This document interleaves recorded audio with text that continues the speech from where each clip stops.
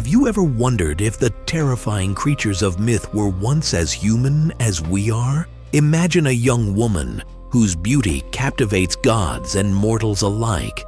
A maiden who serves a goddess faithfully, only to be cursed and cast out.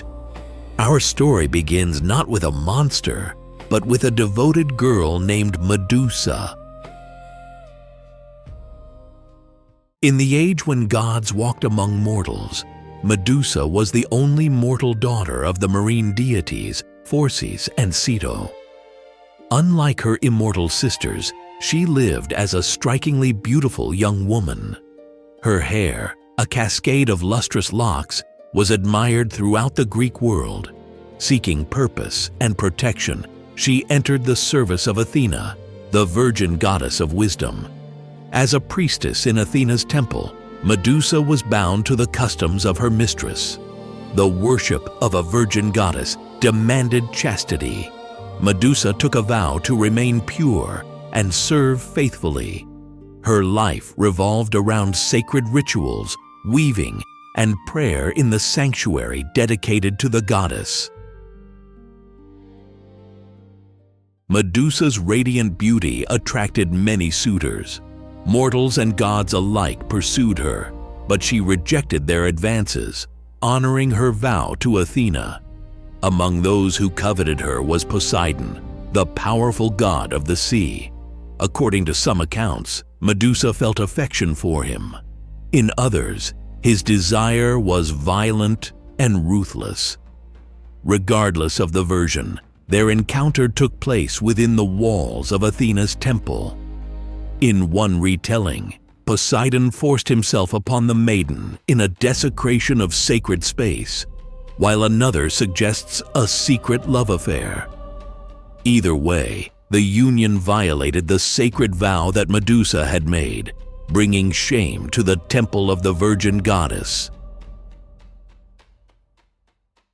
Athena's response was swift and unforgiving. The goddess was enraged by the desecration of her sanctuary and the breach of the chastity expected of her priestess. Rather than directing her anger toward Poseidon, she punished Medusa, the mortal woman who had been powerless to refuse a god. In Ovid's Metamorphoses, Perseus later recalls that Neptune, lord of the seas, violated her in the temple of Minerva. Jupiter's daughter turned away and hid her chaste eyes behind her aegis. So that it might not go unpunished, she changed the Gorgon's hair to foul snakes. In a single instant, Medusa's beloved hair became a writhing mass of serpents. The beautiful maiden's face hardened into something so terrifying that any living creature that looked upon her would be turned to stone. Athena then placed an image of the snake-haired Medusa on her own breastplate, the aegis, as a symbol of her power. If stories like this bring ancient myths to life for you, take a moment to support the channel. Like the video, subscribe, and join us as we uncover more forgotten legends. For Medusa, the curse was more than physical. Once admired and pursued, she now inspired dread. Her very gaze condemned others to an eternal stone prison. Cast out from the world of men, she fled to remote lands, often depicted as living among rocky islands at the edge of the world. Lonely and feared, she roamed a wilderness where no one could approach her without facing petrification. Myths tell us she still longed for her former life. The snakes that hissed where her hair once flowed were constant reminders of Athena's wrath. Her sisters, Stheno and Euryale, joined her, immortal Gorgons with similar monstrous features, but Medusa alone remained mortal. Medusa's end came at the hands of the hero Perseus. King Polydectes of Seriphus commanded him to bring back the Gorgon's head as a bride price. With help from Hermes and Athena, Perseus received a polished bronze shield, a curved sword, winged sandals, and a helm of invisibility.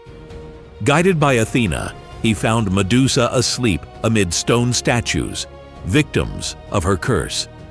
Using the shield as a mirror to avoid her gaze, he approached and severed her head while she slept.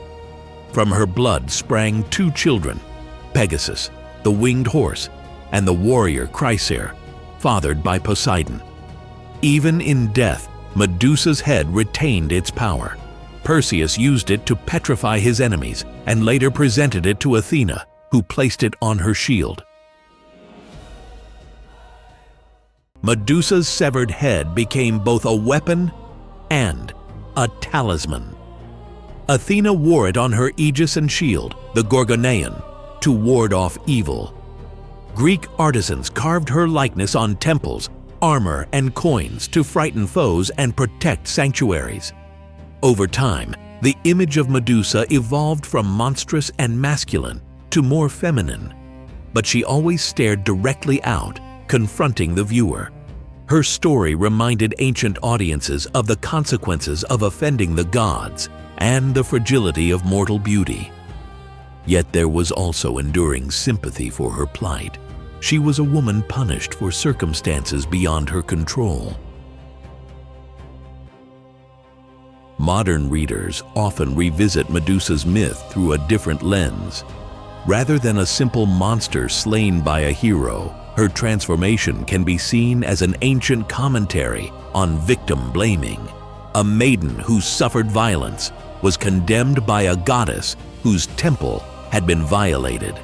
Contemporary scholars highlight how her severed head continued to wield power, suggesting that the voice of a victim cannot be entirely silenced. As we retell Medusa's story, we recognize both the ancient fear she inspired and the enduring empathy she evokes. Perhaps the next time you see the Gorgon's face on a shield or statue, you will remember the woman she once was and the injustice that transformed her.